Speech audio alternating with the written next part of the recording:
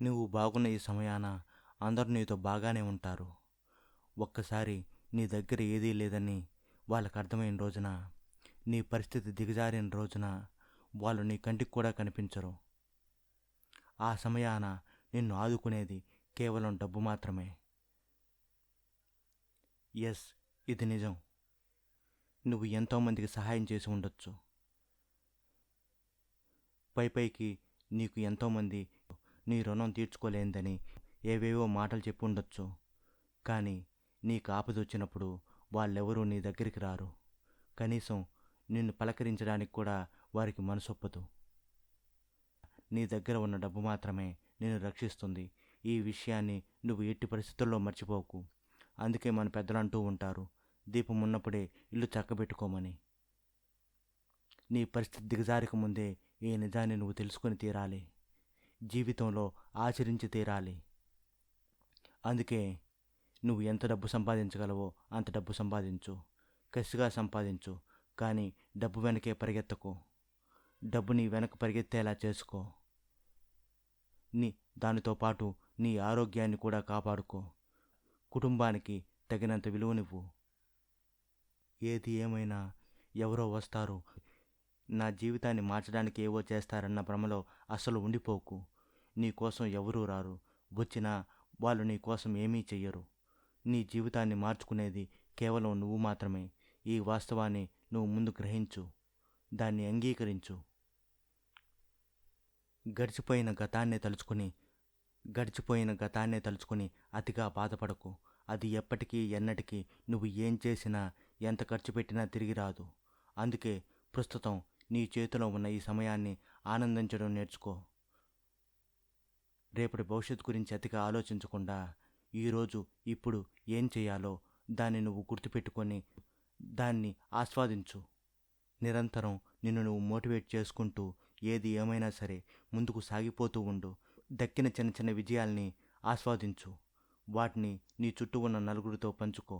జీవితంలో చిన్న చిన్న ఆనందాలని అస్సలు మిస్ కాకు. వస్తున్న తాత్కాలికమైన ఆనందాలకు లొంగిపోయి శాశ్వతమైన నీ గమ్యాన్ని అస్సలు మర్చిపోకు. జనాలు మీ పొజిషన్ చూసి రెస్పెక్ట్ ఇస్తారు, కానీ మిమ్మల్ని చూసి మాత్రం కాదు.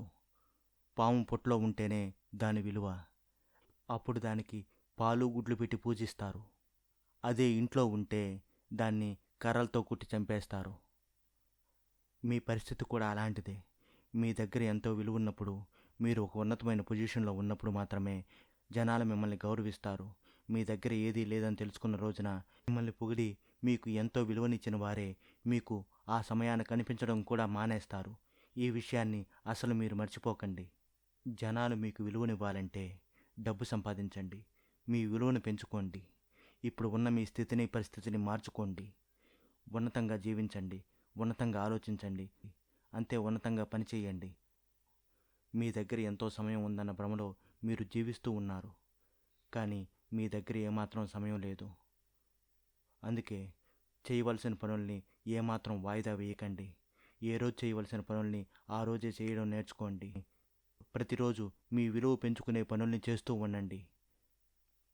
మీరందరూ అనుకుంటూ ఉండొచ్చు, నా దగ్గర అది ఉంటే హ్యాపీగా ఉంటాను, ఇది ఉంటే హ్యాపీగా ఉంటాను, వాళ్ళుంటే హ్యాపీగా ఉంటాను, వీళ్ళుంటే హ్యాపీగా ఉంటాను, వాళ్ళ లైఫ్ నాకెందుకు రాలేదని అనుకుంటూ జీవిస్తూ ఉండవచ్చు. కానీ అదంతా భ్రమ మాత్రమే. ఆ ట్రాప్లో మీరు పడకండి. హ్యాపీనెస్ అనేది కంప్లీట్గా మీకు సంబంధించింది. అది మీ మనసులోనే ఉంటుంది. ఆ విషయాన్ని మీరు మర్చిపోకండి. మీ లోపల లేనిది మీకు బయట ఎక్కడా దొరకదు అని అంటాడు గౌతమ్ బుద్ధుడు. ఈ విషయాన్ని మీరు మర్చిపోకండి. సుఖమైన, సంతోషమైన, బాధైన, దుఃఖమైన అంతా మీ మనసే మీకు ప్రసాదిస్తుంది. దాన్ని మంచి ఆలోచనలతో పెంచి పోషించండి.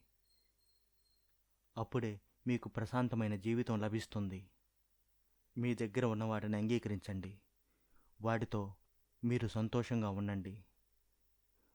అలా మీరు సంతోషంగా ఉండడాన్ని అలవాటు చేసుకోలేకపోతే మీకు ఎంత విలువైనది దొరికినా దానితో మీరు ఎప్పటికీ ఎన్నటికీ సంతోషాన్ని పొందలేరు. ఈ విషయాన్ని అస్సలు మర్చిపోకండి. జీవితంలో మీకు సంబంధం లేకుండా ఏవేవో జరుగుతూ ఉంటాయి. అందులో మీరు బాధను అనుభవించవలసి వస్తుంది. జరిగింది అసలు మ్యాటరే కాదు. జరిగిన దానికి మీరు ఎలా రియాక్ట్ అయ్యారన్నదే ఇక్కడ మ్యాటర్. ఈ విషయం తెలియక చాలామంది అతిగా రియాక్ట్ అవుతూ వచ్చిన ఆ సమస్యను మరింత జటిలంగా మారుస్తాయి. ఈ సమాజంలో మనుషులు మారిపోతూ ఉంటారు. సమయం సందర్భం వచ్చినప్పుడు వారి వారి నిజ స్వరూపాన్ని బయటపెట్టి వారి వారి రంగును చూపిస్తూ ఉంటారు.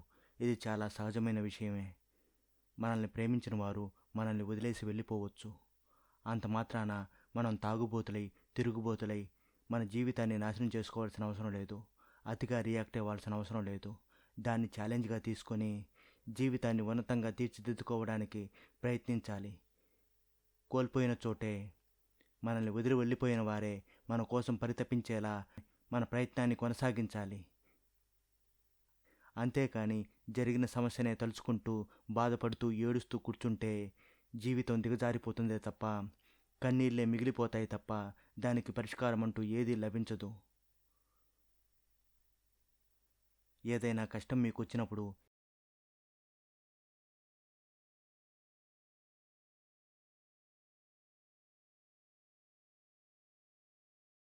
ఈ రకమైన ప్రతిస్పందనను ఇకనైనా మానుకోండి.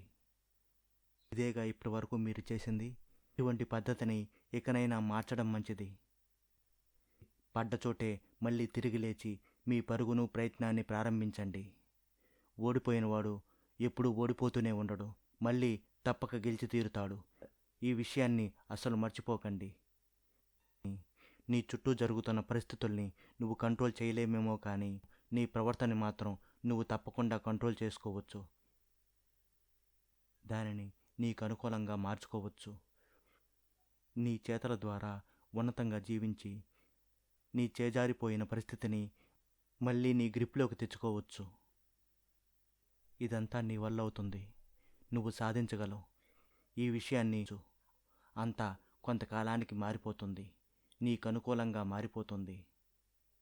ఈ భూమి మీద పుట్టిన ప్రతి ఒక్కరూ ఏదో ఒకరోజు మీకు దూరమైపోతారు. అది ఎప్పుడన్నది ఎవరని చెప్పలేం.